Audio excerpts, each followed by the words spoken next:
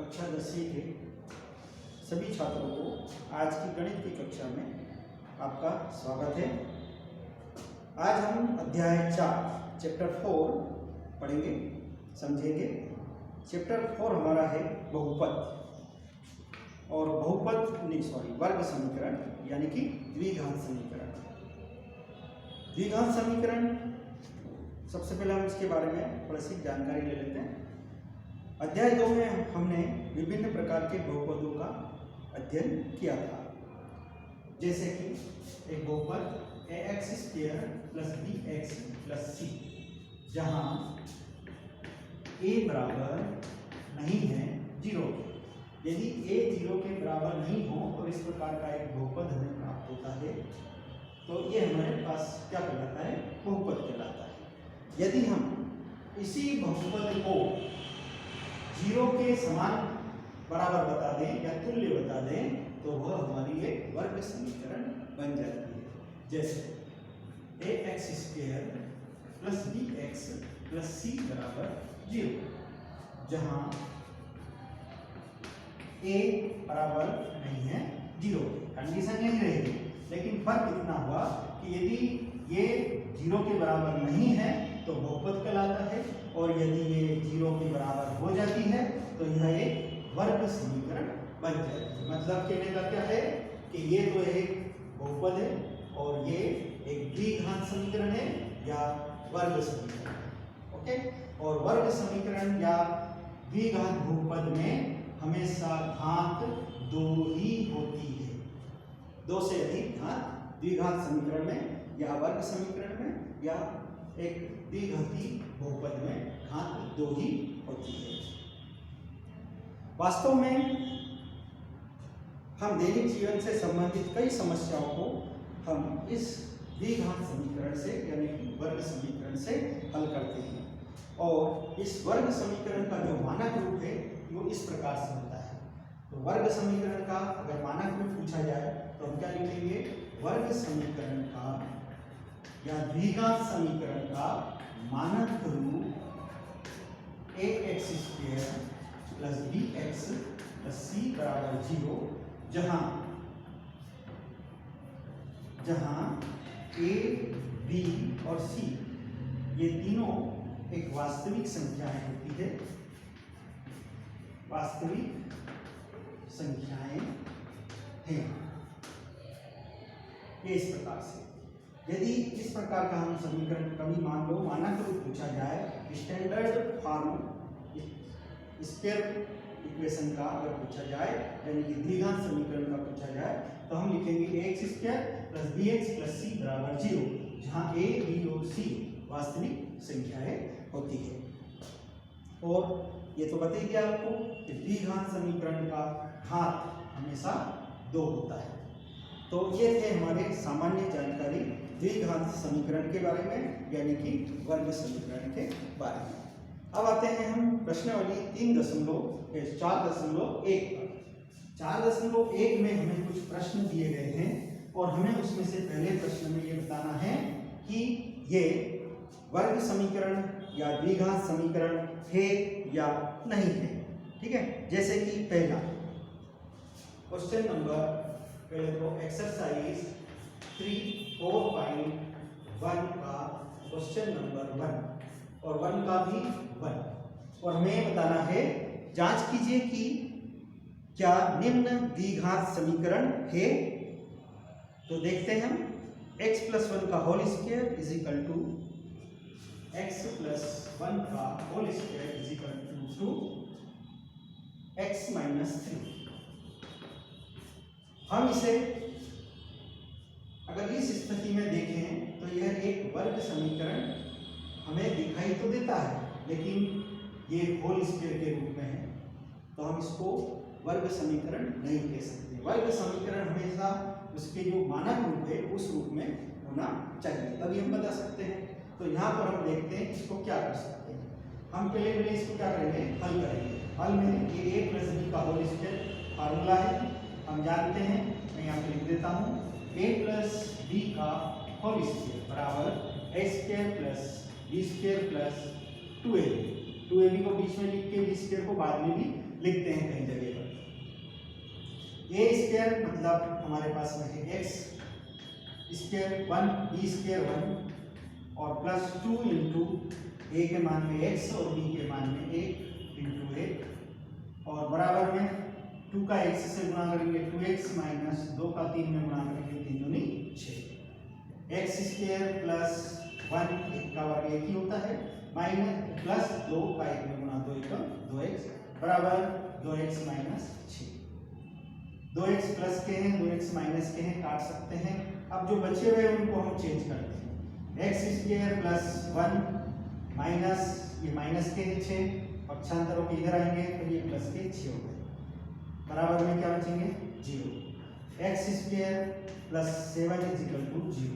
अब चूंकि हमारे पास में दो ही पद प्राप्त हुए हैं, बीच वाला जो पद होता है b वाला जो जिसका गुणांक होता है वो हमें प्राप्त नहीं है, लेकिन हमारे पास में x स्क्वायर प्राप्त हुआ है, इसलिए यह एक वर्ग समीकरण है या द्विघात समीकरण है। तो हम क्या लिखेंगे इसको द्विघात समीकरण है। जो समीकरण हमें दिया गया है ये एक द्विघात समीकरण है। ठीक है, इसी प्रकार से हम अन्य प्रश्नों को भी कर सकते हैं। जैसे कि आप दूसरा प्रश्न देखेंगे x square minus 2x,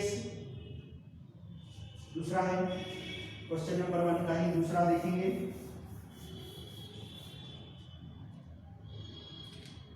x square minus second question number 1 x square minus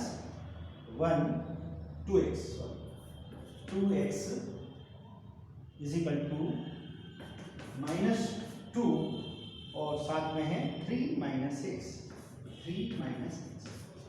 ये भी इसी रूप में वर्ग समीकरण, चूंकि वर्ग हमें दिखाई दे रहा है इसलिए वर्ग समीकरण हो सकता है, लेकिन हम इस पे चाहे तो एक्सप्लेन भी कर सकते हैं। अब यहाँ पे देखते हैं कि एक्स स्क्वायर बिल्कुल फ्री है, इसके साथ में कोई भी गुणांक या अन्य कोई भी पद जुड़ा हुआ नहीं है, तब हम कह सकते हैं कि यह एक वर्ग समीकरण है। लेकिन कभी कभी क्या होता है कि एक्स स्क्वायर है बराबर के दूसरी ओर भी यदि एक्स स्क्वायर प्लस में आ जाता है और वो कट जाते हैं, कट जाने पर क्या होता है कि जब एक्स स्क्वायर ही नहीं बचेगा तो वह फिर एक वर्ग समीकरण नहीं हो सकता। इसलिए हम इनको हल करके देखेंगे और बताएंगे कि ये वर्ग समीकरण है या नहीं। X square minus 2x is equal to -2 का 3 में 6 माइनस माइनस प्लस 2x, ये इस प्रकार से। अब कोई एक्स स्क्वायर नहीं आया है, इसलिए हम कह सकते हैं कि यह एक वर्ग समीकरण है। अगर चाहें तो थोड़ा सा हल कर सकते हैं।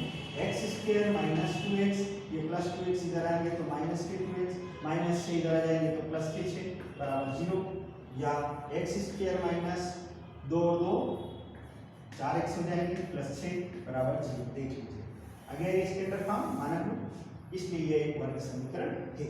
क्या लिख देंगे, यह एक द्विघात समीकरण है। द्विघात समीकरण है। कौन ये, तो इसको हल करने पर ये मिल रहा है, इसलिए ये भी एक द्विघात समीकरण है। इस तरह से हम बाकी के जो प्रश्न थे वो कर सकते हैं। अब मैं कोई ऐसा प्रश्न सिलेक्ट करता हूँ जो थोड़ा डिफिकल्ट भी हो सकता है या अपने को समझने में कठिनाई होती है। तो देखते हैं हम प्रश्न नंबर 7वां, प्रश्न नंबर 7। 7वें प्रश्न में हम देखते हैं, पहले का ही 7वां है ये, और ये है अपने पास x प्लस 2 का होल क्यूब, x प्लस 2 का होल क्यूब बराबर 2x एक्स स्क्वायर माइनस 1, ये हमारे को दिया गया है। अब हमें ये बताना है कि यह एक वर्ग समीकरण है या नहीं है। तो आप देखते हैं कि यहाँ घात कितनी है, 3 है। अब घात 3 है तो आपके दिमाग में ये बात आएगी कि ये नहीं हो सकता है क्योंकि यहाँ पे घात 3 है, लेकिन अभी हमारे पास में एक ऑप्शन बाकी है और इधर भी एक ऑप्शन बाकी है, इसलिए हम पहले इसको थोड़ा सा हल करेंगे। हम सबसे पहले तो यहाँ पर इसका होल क्यूब बनाते हैं, सूत्र बनाते हैं, और सूत्र क्या है, सर्वसमीकरण बोलते हैं हम इसको।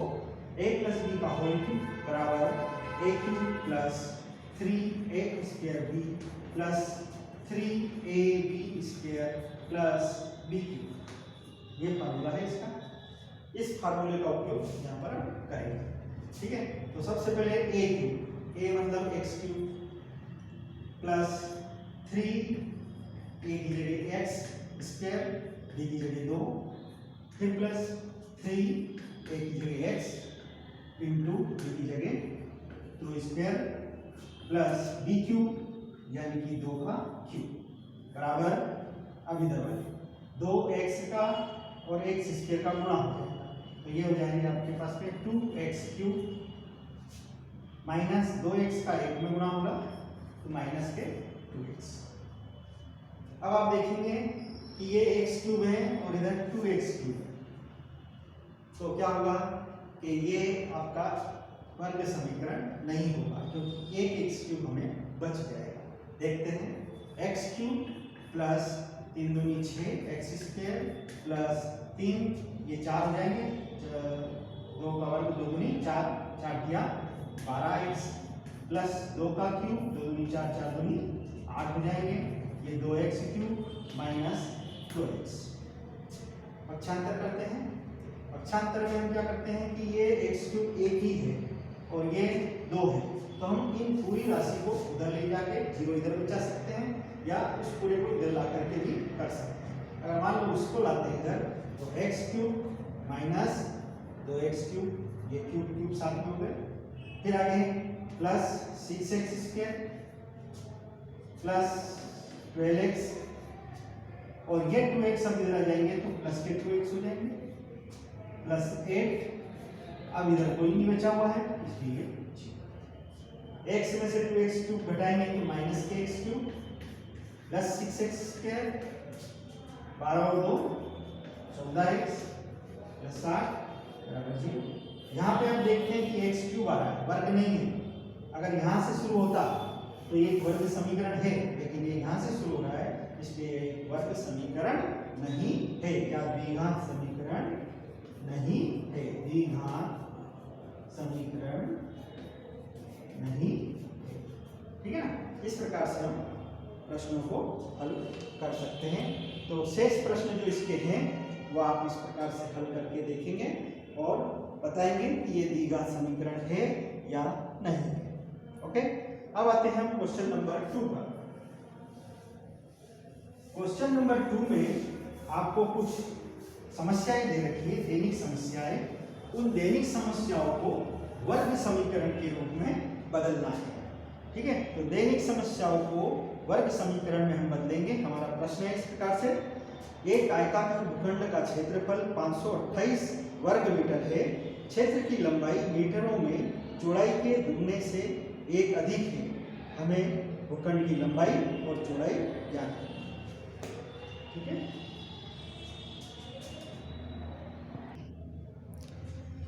तो हम देखते हैं इसका क्वेश्चन नंबर दूसरा। भूखंड का क्षेत्रफल है 528, क्वेश्चन नंबर 2 है ये, और दूसरे का पहला है भूखंड का क्षेत्रफल बराबर 528 स्क्वायर मीटर तथा उसके आगे में दिया गया है क्षेत्र की लंबाई मीटरों में चौड़ाई के दुगने से 1 अधिक है, उसे भूखंड की लंबाई और चौड़ाई ज्ञात करनी है। हमें केवल इसमें वर्ग समीकरण को बदलना है। तो भूखंड का क्षेत्रफल सबसे पहले मान लेते हैं, भूखंड की माना भूखंड की लंबाई बराबर x मीटर तथा चौड़ाई जो हमें दे रखी है वो इसमें लिखा है चौड़ाई के दुगने से 1 अधिक है, लंबाई चौड़ाई के दुगने से 1 अधिक है। तो भूखंड की लंबाई को हम नहीं मानेंगे, चौड़ाई हमें मानना है। माना चौड़ाई x मीटर है, तो लंबाई कितनी हो जाएगी, दुगने से क्या लिखा है, दुगने से 1 अधिक है, चौड़ाई के दुगने से 1 अधिक है। तो चौड़ाई x है तो उसके दुगने से 1 अधिक है, इसको आप ऊपर नीचे कर लेना। माना चौड़ाई x मीटर है तो लंबाई हो जाएगी 2x + 1 मीटर, ये हमें दिया गया है। अब भूखंड का क्षेत्रफल हम जानते हैं, आयताकार भूखंड है तो आयताकार भूखंड का क्षेत्रफल बराबर लंबाई गुणे चौड़ाई, ये होता है। क्षेत्रफल की जगह पर आपके पास में 528 है, लंबाई की जगह पर 2x + 1 लिखेंगे, चौड़ाई की जगह x लिखेंगे, गुणा कर देंगे 528 बराबर 2x स्क्वायर प्लस x, पक्षांतर करेंगे तो 2x स्क्वायर प्लस x, और ये 528 इधर आ जाएंगे तो ये माइनस के हो जाएंगे और बराबर में बचेंगे 0। यही हमारे वाला समीकरण है। और इन सवालों को हमें केवल समीकरण बना के ही हल करना है, इसलिए इस सवाल को हम आगे नहीं बढ़ाएंगे। लेकिन परीक्षा में यदि ये पूछा जाए कि भूखंड की लंबाई और चौड़ाई दोनों ज्ञात कीजिए, तब हमें ये दोनों हल करना पड़ेगा, ठीक है। और हल करने के जो तरीके हैं वो हम आगे की जो प्रश्नावली है उसमें सीखेंगे, ठीक है। तो आते हैं हम एक प्रश्न और, प्रश्न नंबर इसी का दूसरा। अब दूसरे के दूसरे में आप देखेंगे दो क्रमागत धनात्मक पूर्णांकों का गुणनफल 306, हमें पूर्णांकों को ज्ञात करना है। दो क्रमागत धनात्मक पूर्णांक, माना दो क्रमागत धन पूर्णांक। क्रमागत का मतलब होता है क्रम से आने वाले, तो क्या हो जाएगा x और x + 1, पहला x तो दूसरा x + 1। जैसे कि क्रमागत संख्या ज्ञात करनी है तो मान लो कि एक संख्या हमारी 3 है तो अगली संख्या उसकी 3 + 1 यानी कि 4 होगी। अगर हमारे पास में 11 है तो अगली संख्या 11 + 1 12 होगी। तो क्रमागत का मतलब होता है 1 by 1, एक के बाद एक आगे बढ़ना। तो यहाँ पर हमारे पास में दो क्रमागत धन पूर्णांक x और x + 1 मान लिया हमने। सबसे पहले प्रश्न में हमें दिया गया है कि दोनों का गुणनफल 306 है। प्रश्नानुसार दोनों का गुणनफल बराबर 306, तो x गुणित x + 1 बराबर 306, ऐसा लिख देंगे। गुणा कर देंगे, x का x में गुणा, x स्क्वायर, x का 1 में गुणा, 1x = 306। पक्षांतर करते हैं, x square plus x minus 306 बराबर 0, ये एक समीकरण है और हमें इसको समीकरण करने की जरूरत है। तो इस प्रकार से इन दैनिक समस्याएं जो है हमारी, या वास्तविक रूप से जो संख्या देना चाहिए थी उसको हमें निवारक के रूप में दी गई है और इसलिए हमें इसको समीकरण में बदल के हल करना है। एक और देखिए क्वेश्चन नंबर 3। तीसरे प्रश्न में लिखा हुआ है रोहन की मां उससे 26 वर्ष बड़ी है, उनकी आयु का गुणनफल अब से 3 वर्ष पश्चात 360 हो जाएगा। हमें रोहन की वर्तमान आयु ज्ञात करनी है।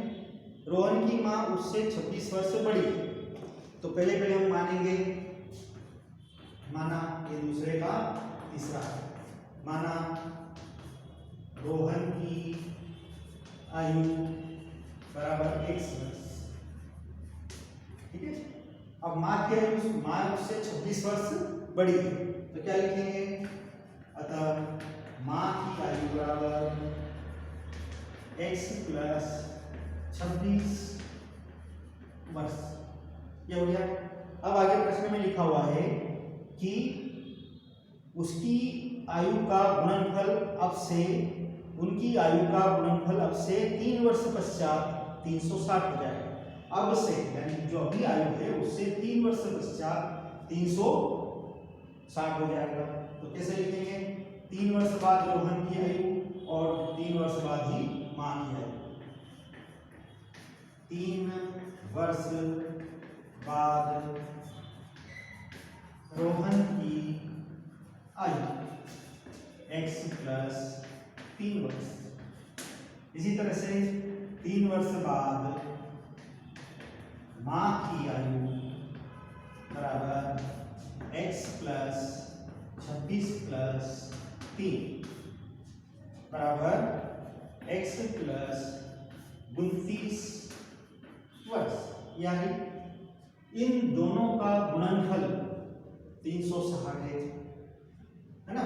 तो अतः तीनों का गुणनफल लिखेंगे, दोनों का, एक तो इसका और ये, मतलब रोहन का और उनकी माँ का गुणनफल। तो x प्लस 3 गुणित x प्लस 29 दोनों का गुणनफल है 360। गुणा करेंगे, पहले x का गुणा आप ऐसा भी कर सकते हैं, x plus 29 plus 3x plus 29 बराबर 360। डायरेक्ट गुणा आता है तो डायरेक्ट गुणा भी किया जा सकता है, पहले x का गुणा x में, x का गुणा 29 में, फिर 3 का गुणा x में और 3 का गुणा 29। हम यहाँ पे गुणा कर रहे हैं, x का x में गुणा करेंगे x स्क्वायर, x का 29 में गुणा करेंगे प्लस 29x प्लस 3 का x में गुणा करेंगे 3x प्लस 3 का 29 में गुणा करेंगे तो ये आ जाएगा आपके पास में 87 बराबर 360। x स्क्वायर प्लस दोनों जुड़ जाएंगे 32x 32x प्लस 87 माइनस 360 बराबर 87 में से 360 को माइनस कर देते हैं तो x स्क्वायर प्लस 32x, अब यहाँ घटाएंगे हम 360 में से 87 को माइनस करना है, 10 में से 7 गए 3, यहाँ 5 है, 15 में से 8 गए 7, ये 2, तो ये माइनस के 203, माइनस के इसलिए क्योंकि माइनस का जो नंबर है, अंक है, वो 360 अधिक है इसलिए। और इस प्रकार से ये हमें एक वर्ग समीकरण प्राप्त है और हमें वर्ग समीकरण ही प्राप्त करना है, इसलिए सवाल आगे नहीं बढ़ाएंगे। हाँ, इन सवालों को यदि पूछे जाएंगे कि इनके मान रोहन की और माँ की आयु बताइए, तब हम इसको हल करेंगे। और ये सवाल इस टाइप के मैंने पहले भी बोला है कि इस टाइप के प्रश्नों को हम आगे की प्रश्नावली में हल करेंगे। एक और देखिए, यहाँ पर ये प्रश्नों को बताने का मकसद यह है कि जब आगे ये प्रश्न आए तो आपको दोबारा समझने की जरूरत नहीं पड़े, आप आसानी से इनको कर सकें, इसलिए हम यहाँ पर इनको विस्तार पूर्वक बता रहे हैं। एक और देखिए, क्वेश्चन नंबर 4 देखते हैं। क्वेश्चन नंबर 4 दिया है, एक रेलगाड़ी 480 किलोमीटर की दूरी समान चाल से तय करती है। दूरी कितनी है? 480 किलोमीटर ये दूरी है और यदि इसकी चाल 8 किलोमीटर प्रति घंटा कम होती है तो यह उसी दूरी को तय करने में 3 घंटे का समय लेती है। हमें रेलगाड़ी की चाल ज्ञात करना है।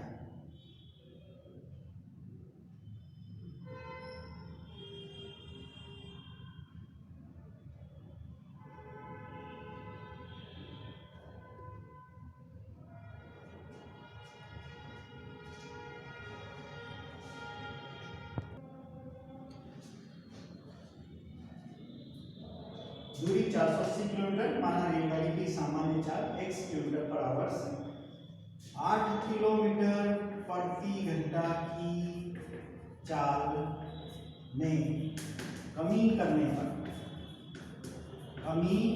पर चाल क्या हो जाएगी? x माइनस 8 किलोमीटर पर आवर्स। ओके, ये तो हमने मानी थी, फिर उसमें बोला गया प्रश्न में कि 8 किलोमीटर की उसकी चाल में कमी कर दें तो x माइनस 8। अब एक सूत्र हमें याद है, समय बराबर दूरी बटे चाल, और समान चाल से तय करती है 480 किलोमीटर की दूरी, लेकिन उसमें ये कंडीशन डाल दी गई है कि यदि 8 किलोमीटर प्रति घंटा की चाल में अगर कमी कर दें तो 8 किलोमीटर कमी करी तो x माइनस 8 होगी चाल। तो हमें बताना है कि x का यानी कि उसकी जो सामान्य चाल है वो कितनी है, यानी कि x का मान कितना है। तो हमें तो केवल समीकरण बनानी है इसमें। तो सबसे पहले दूरी बटे चाल, दोनों बार, एक बार इसके लिए एक बार इसके लिए, एक बार सामान्य चाल के लिए और एक बार 8 किलोमीटर की कमी करने के लिए। दोनों आपस में क्या होगी, बराबर बराबर होगी। बराबर होने के लिए हम दूरी बटे 4, तो दूरी कितनी है 480 और चाल कितनी है इसकी सामान्य चाल में x बराबर। अब दूरी कितनी है वही, क्योंकि इसके लिए भी दूरी वही है लेकिन चाल बदल गई है। चाल कितनी हो गई x माइनस 8। अब आप देख रहे हैं कि जैसे ही 8 किलोमीटर की कमी करी तो ये वाली जो चाल से जो गाड़ी चल रही है वो 3 घंटे ज़्यादा समय ले रही है। 3 घंटे ज़्यादा समय ले रही है तो इसमें हम क्या कर देंगे, दोनों को समान बनाने के लिए, दोनों में समय को समान बनाने के लिए इसमें से 3 घंटे कम कर देंगे। इस प्रकार से 3 घंटे कम हो जाएंगे। या अगर हमें इसमें कम नहीं करना हो तो हम इसमें 3 घंटे प्लस कर देंगे, तो इस प्रकार से ये 3 घंटे बढ़ जाएंगे। तो ये दोनों तरीके से किए जा सकते हैं। यदि इसमें से कम करना है क्योंकि इसमें चाल में ये जो समय में वृद्धि हो गई है तो इसको बराबर करने के लिए इसमें कम करना पड़ेगा, ठीक है। और अगर इसमें बढ़ाना हो तो इसमें प्लस करना पड़ेगा। तो हमने यहाँ पे क्या कर दिया माइनस बटे में 1 कर देंगे। 480 बटे x बराबर x, एलसीएम ले लिया 480 माइनस x का 3 में गुणा करेंगे 3x माइनस माइनस प्लस 8 का 3 में गुणा करेंगे 24। अब फिर इनका क्रॉस गुणा करेंगे आपस में फिर से x माइनस 8 था 480 से गुणा, 480 का x माइनस 8 से गुणा और x का गुणा इन तीनों में बराबर x का गुणा 480 minus 3x plus 24 minus 3x plus 24। 480 का x में गुणा करेंगे 480x, 480 का 8 में गुणा करेंगे 0 की 0, 8 64 के 4 हासिल 6, 8 चौक 32 और 6 38। 480 का x में गुणा करेंगे 480x, x का 3x में गुणा करेंगे 3x स्क्वायर प्लस x का 24 में गुणा करेंगे 24x। ये इससे कट जाए, पक्षांतर करते हैं 3x स्क्वायर माइनस के इधर भी आएंगे प्लस के हो गए, ये प्लस के इधर आएंगे तो माइनस के हो गए और ये बराबर के इस साइड में ही है, इसके में कोई परिवर्तन नहीं होगा बराबर 0। ये समीकरण आ गया। इसको थोड़ा सा और हल कर सकते हैं। यदि ये 3 गुणांक है x स्क्वायर का, यहाँ के गुणांक तीनों में यदि 3 से भाग देने पर यदि पूरे पूरे भाग चले जाएं तो हम इसको और सरल कर सकते हैं। तो देखिए 3 का भाग देने पर पूरे समीकरण में 3 का भाग दे रहे हैं तो 3 एकम 3, ये 3 से 3 कट गए, माइनस 3 और 24 8 बार, फिर माइनस 3 का इस पूरे में भाग देंगे 3 एकम 3, 3 दूनी 6, 2 बचे 24 हो गए, 3 और 24, 0 की 0, 1280 बराबर 0।